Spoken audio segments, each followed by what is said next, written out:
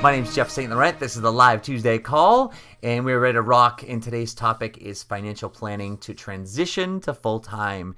And the financial planning piece is oftentimes, interestingly enough, I've seen as I've mentored many coaches helping them transition to full-time, it's probably one of the most overlooked piece, or the piece that people don't pay attention to the most, yet it's really the key piece and the most important piece to it all.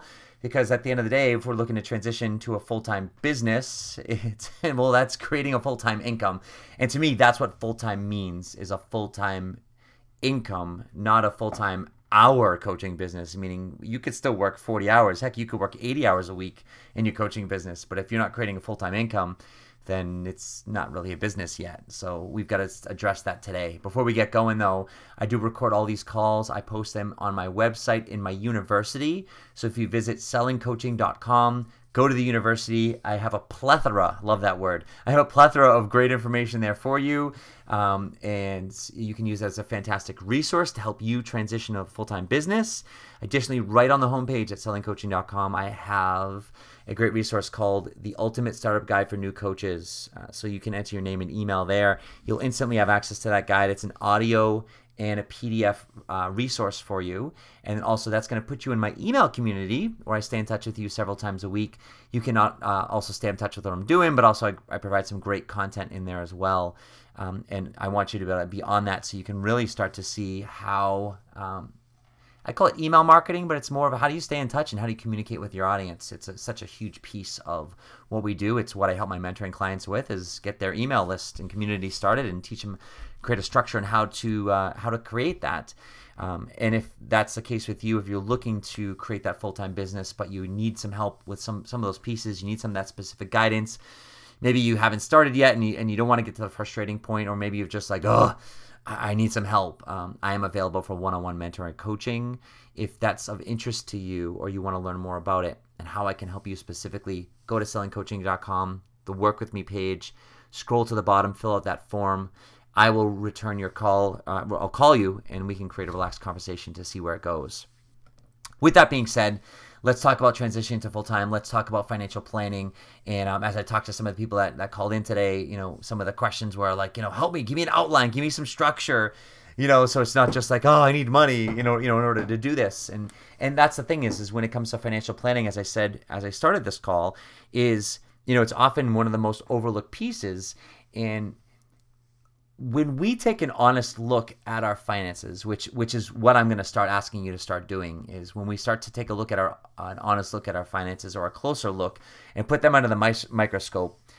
If you don't already, or never have, or don't regularly, it probably can be perceived as not really a fun thing, because now you get to see where all your money's going, and oftentimes it's not a pleasant thing, but however, if you're living paycheck to paycheck, if money's always tight, if you don't feel like you can do things or have things that you want because of a financial thing, then it's most likely the best thing that you can do is take a look at it, because oftentimes it's not the fact that you don't have money, it's the fact that you're not paying attention to whatever money you are earning is going, and that's a big piece of it. And you have to remember this too.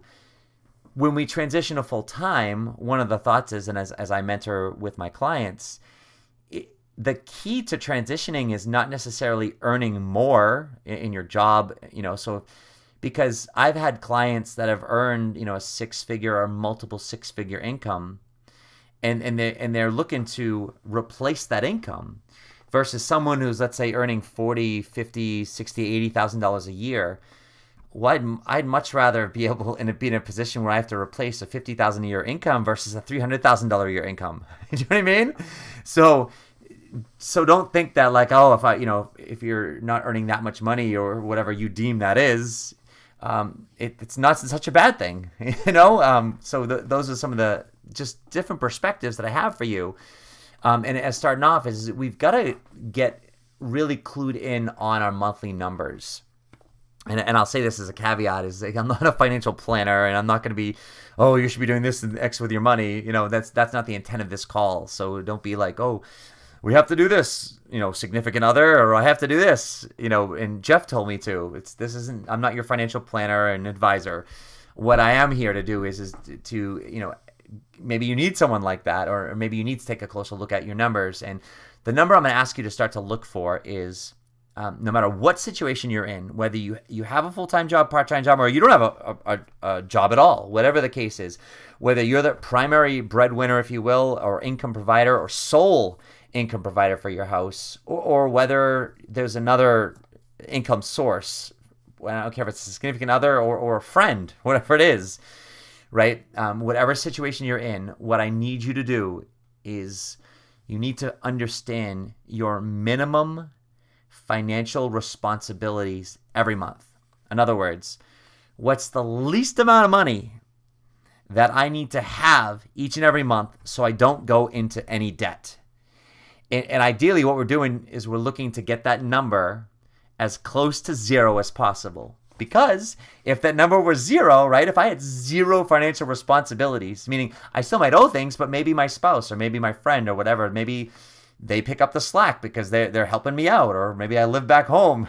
God forbid, not now. But the point is that if I had zero financial responsibilities, then I could do it full time right now, because even though there might be some startup costs in my business, the reality is they're not that much at all. Whereas I could get a job anywhere, very part time. I could cut my neighbor's yard and earn enough money to cover the minimum costs, at least to start up with our business, at a minimum level. So the point being is the closer we get to zero, the less or to no job, let's say, outside of coaching that we need to have so we can fully focus and concentrate on our business. But oftentimes that's not the case. The number's not zero. But what I need you to do is I need you to find out what that number is. And that's where we start to take a closer look at our finances and say, let's analyze it. Where is all my money going? And people always say, you hear the financial, gurus of the day, and they're like, it's the latte factor, and it's the coffee you buy, and it's the, you fill in the blank of all the little things. And it's like, it doesn't matter what it is. It's the Netflix, it's the whatever, you fill in the blank. Your money's going somewhere. And nor am I saying you have to give any of that stuff up, because some of those things, you love that stuff. And so it's not a matter of that. It's more a matter of just understand where it's going. So if you are spending money, as an example, at a Starbucks or whatever, it's $50 a month. Okay, if you are spending money on Netflix, okay, that's $15 a month. And if you are spending money, look how much you're spending on food, how much you're spending on eating out, how much you're spending on gas, how much you're spending on whatever. It's necessities and just above and beyond stuff. The stuff you need, stuff you don't need. Where's all your money going? And so with all that being said, that's when you can say, okay, what can I do without? And it doesn't mean forever. It just means right now, if you're looking to cut that number back, because again, you're trying to get closer to zero. If you're trying to cut that number back, hopefully you're cutting the number back to either at least break even at the end of the month, because again, you don't want to be going to debt every month. Ideally, what you're doing is you're trying to cut the number back. So with whatever you're earning already, you can then have some, what we would call positive cash flow, meaning more money at the end of the month. And so when we have more money at the end of the month, we could say that's, if you will, disposable income, and then we can decide what to do with that. And what I would suggest is that's where you can start building a cash reserve, or what I can call a transition fund. Hopefully you're already saving money for retirement or whatever else you're saving money for, cash reserve and things like that. But the point is here is if you can start to cut this number back and you got some positive cash flow, then you can start creating a transition fund. Because at the end of the day, if you are a full-time entrepreneur, you need to have some buffer money. And I don't care if that buffer money is coming from, cash reserve that you have, a line of credit that you have. And again, I'm not the financial advisor. I'm just telling you, it's nice to have some buffer money, whether it's in cash or a line of credit, because your monthly income will fluctuate. And sometimes it can fluctuate quite a bit as an entrepreneur. And so you need to be prepared for that and not freak out if you've got a big month and then next month you have its, fraction of that. We need to be prepared for those things. But what I want you to do is I want you to start becoming aware of your finances and say, okay, what's my minimum monthly financial requirement? And then, okay, where can I start to cut that number down? And not only can you start to cut that number down by trying to weed out some things that maybe you don't need, if at all, or maybe you don't need right now and you're willing to sacrifice. Maybe you're also willing to, you can start to cut that number down because maybe you're in a situation where you have a significant other, a spouse, whatever it is, even living with some friends or whatever the situation is, that are willing to say, hey, yeah, you're doing this. I'm willing to support you. I'm willing to subsidize whatever, I'm willing to take over, more of the mortgage payments or more of the utilities while you go through, whatever you're going through to transition your business for a certain amount of time. Maybe they completely lift the load. Maybe they can lift the load some. And again, that lightens your financial responsibilities, and therefore that can now increase your likelihood of being able to actually create a transition fund or just not have to have those financial responsibilities. So maybe you can either go to part-time in your job if you have one, or quit it altogether so you can really give this a go and start it off. And with that being said, not to get much on a tangent here, but just remember, when I talked about full-time, a full-time coaching business doesn't mean that we're putting in full-time hours, like 40 hours or so. It means we're getting paid full-time.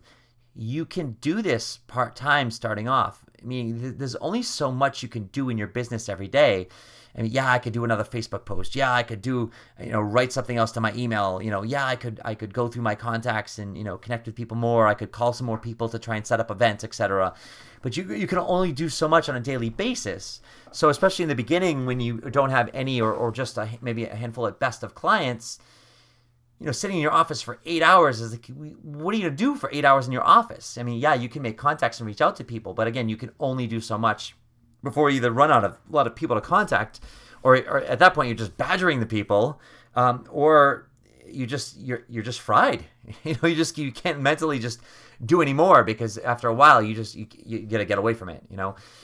So with that being said, don't think that just because you have a job, full time or part time or whatever time, that you can't be doing this. What's going to start to take up more of your time is if you're doing it is as you start to get more and more clients, obviously you're going to have less and less time to fit them in. And typically the time where you're taking right now to market yourself and get your information out there and make the calls and be in front of people, that time gets eaten up by client time, and therefore now you're sacrificing marketing time. So that's where you start to run into a bind. But right now, that's where we need to start to figure out, okay, well, where can this start to open up as I get to have more and more consistent clients, and hence that means more and more consistent income. That's when we can start to look at it a little bit more. But what I'm saying here is from a financial standpoint, if you start to get to know your minimum monthly numbers, now what is that can help you determine what you charge for your coaching. I mean, I'm not saying, we need to charge enough to cover a minimum number. You know what I mean? Like, I want you to charge enough to earn more than enough. But at least from that and knowing what your financial responsibilities are, and knowing, I'm going to give you a couple of statistics here to kind of go for, knowing that even in a full-time coaching business, and when I say full-time, yes, you're earning full-time income, meaning I would say that in a 30 to 40 hour work week, the most one-on-one clients you will be able to successfully sustain is if you average about 10 to 12 clients a week, and that's one-on-one, and that's an average. I mean, there are some weeks where I might have 15, 18 clients, and then there's some weeks I might have 5 or 6, right? But I'm saying over the course of the month, let's say you average about 10 or 12. And the reason I say 10 or 12 appointments is because if you got a 30, 40-hour work week and you're getting, let's say, those 10 or 12 appointments, that other time that's utilized for not only following up and servicing those clients. That doesn't necessarily represent a huge amount of time, but mostly the other portion, let's say 20 to 30 hours or so, would be for marketing yourself, getting yourself out there, creating conversations, etc. And so that's kind of some good ratios. So if you look at it like that and you think, okay, like in a full-time business, and I'll just use the number 10 as an example.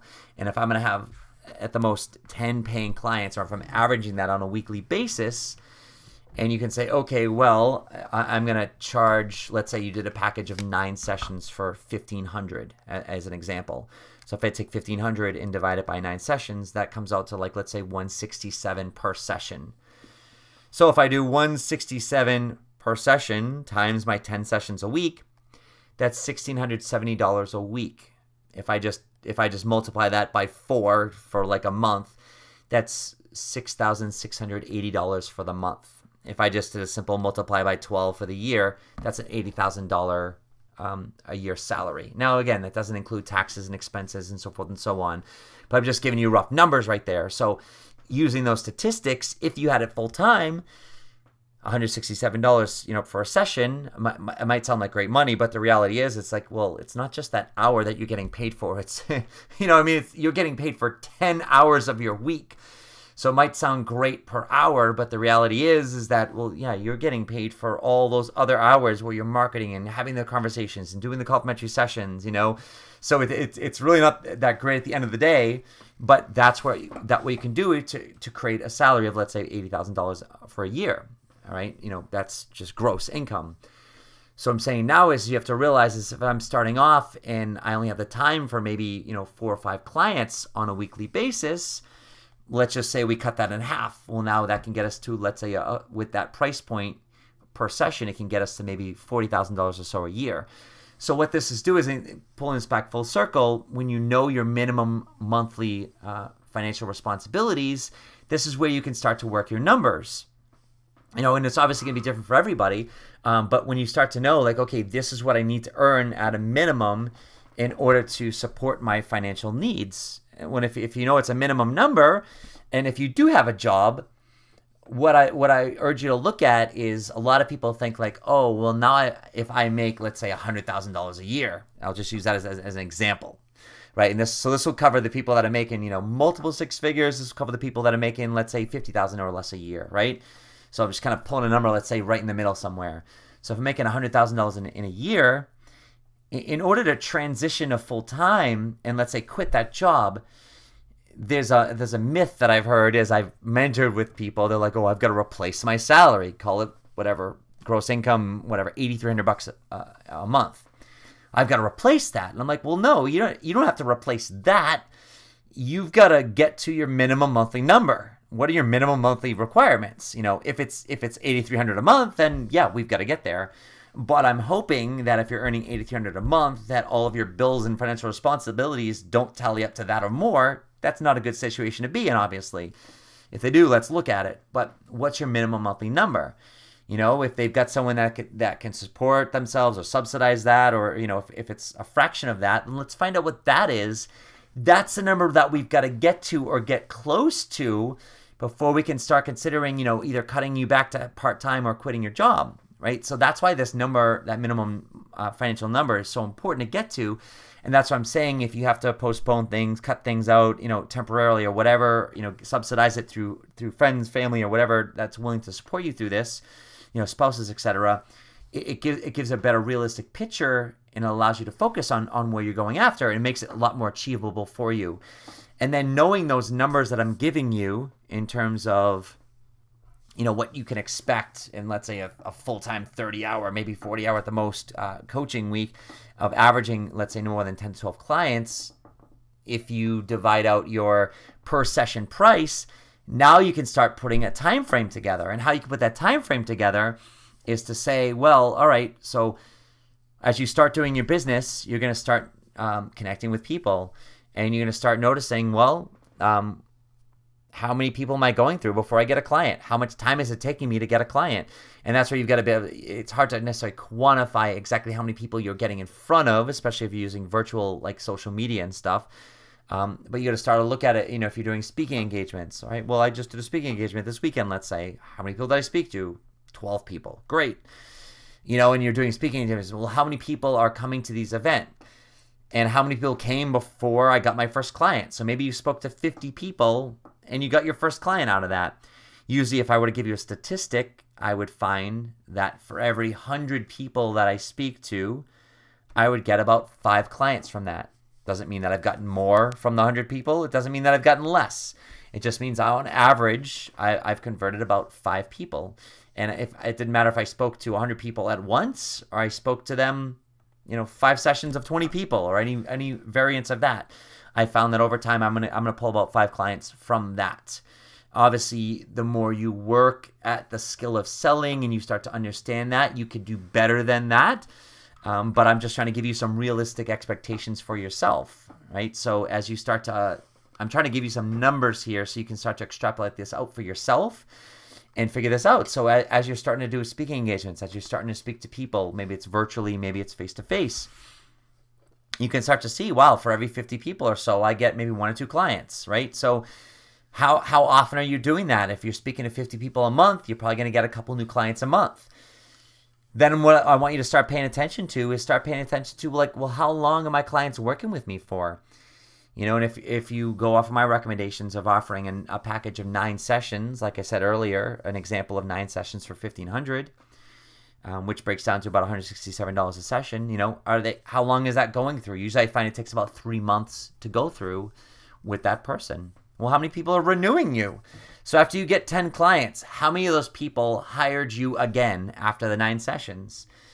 Maybe it's 5 or 6, maybe it's 1 or 2, right? But these are the statistics that you want to start paying attention to over the course of time, because this is going to start to help dictate how much, or not only how much you can start to expect to be earning, but it can start to help dictate what you can expect to earn as long as you remain consistent with your marketing efforts.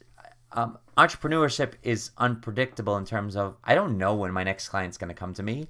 The client that just hired me this last Friday, I didn't know, you know, a couple days before that, I didn't know this person existed. Well, I did, but I didn't know that they were like hovering and just on the brink of emailing me, and then next thing that would turn into a client a couple days later.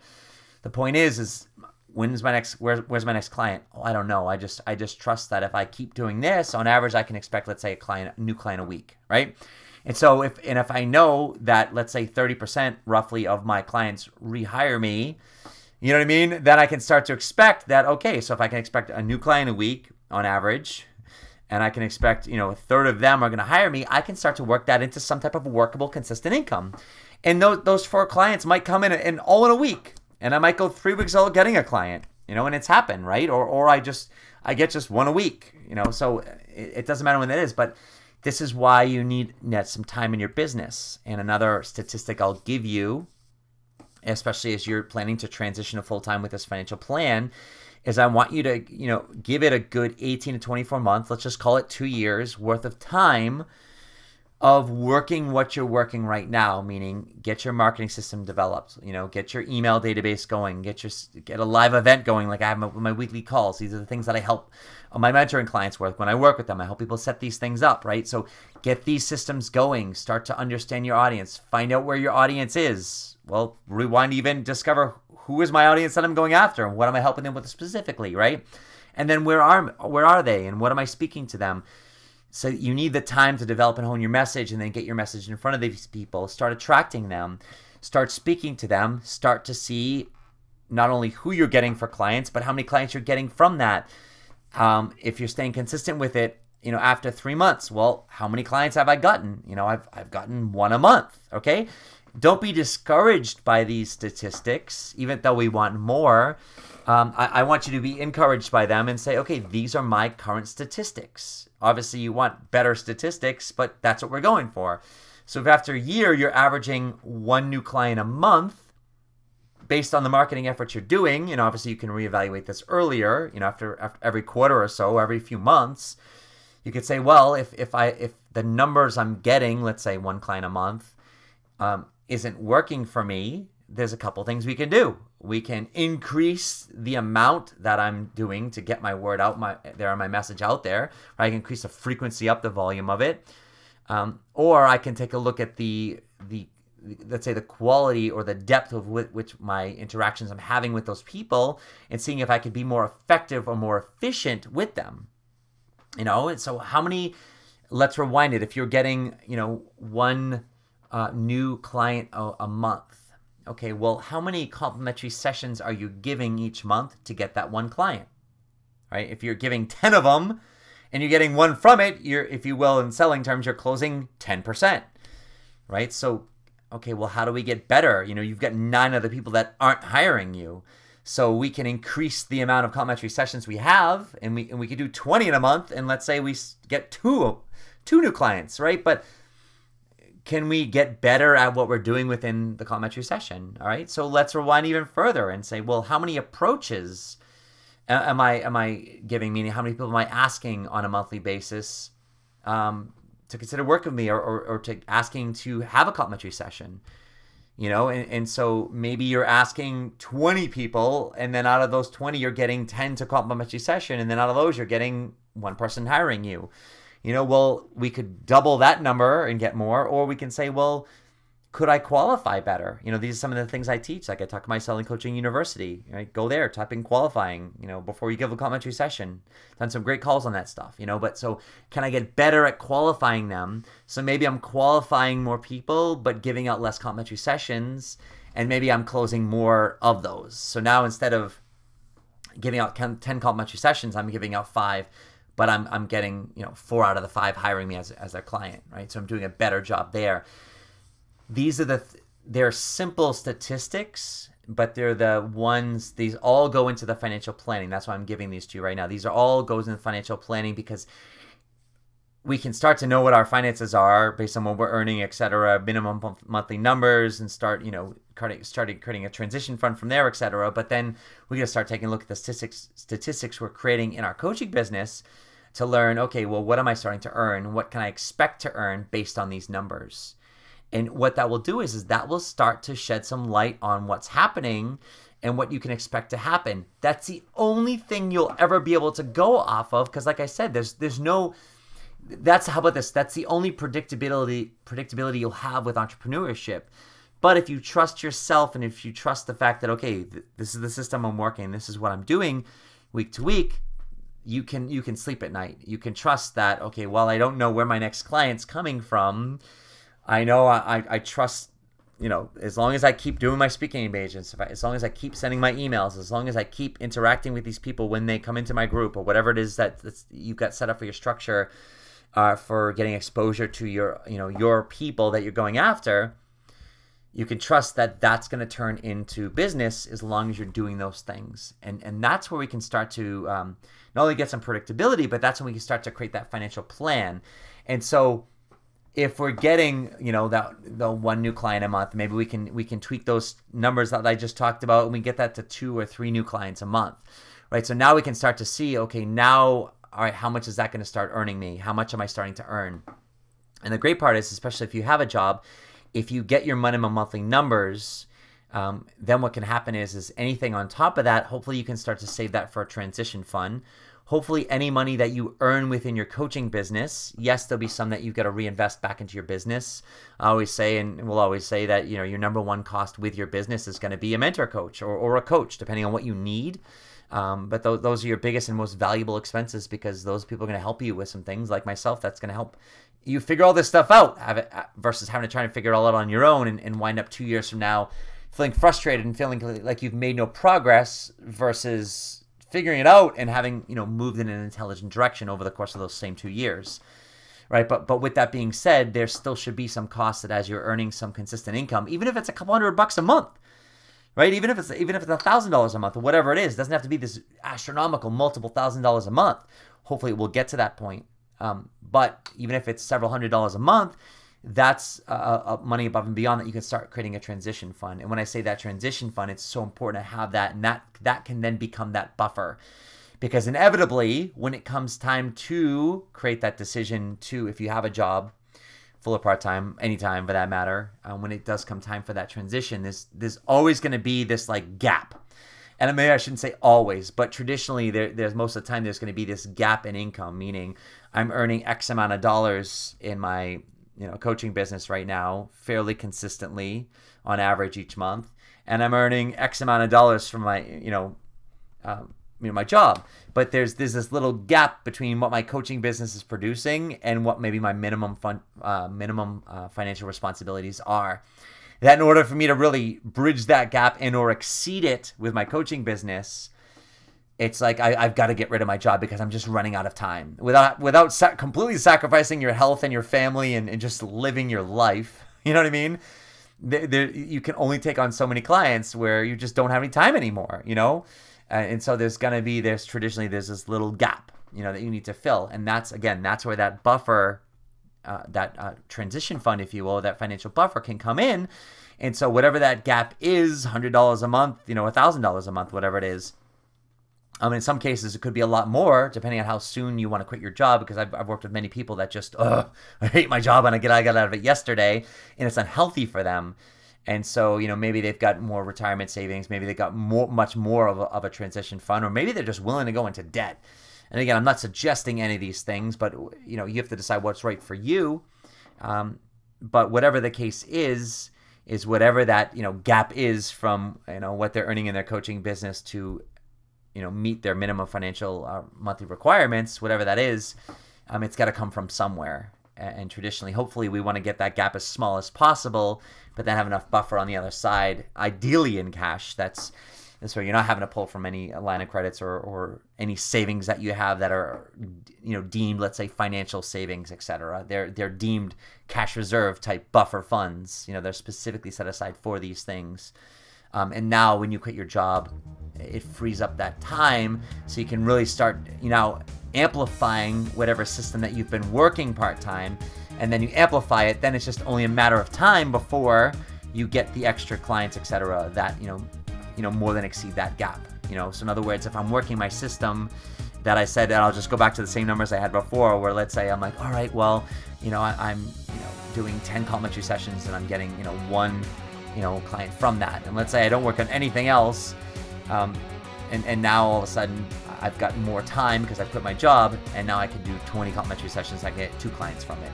And so now I've got more time. So now that, that fills the gap between what I'm earning with my coaching business and what I need each month at a minimum from, to exceed my financial requirements.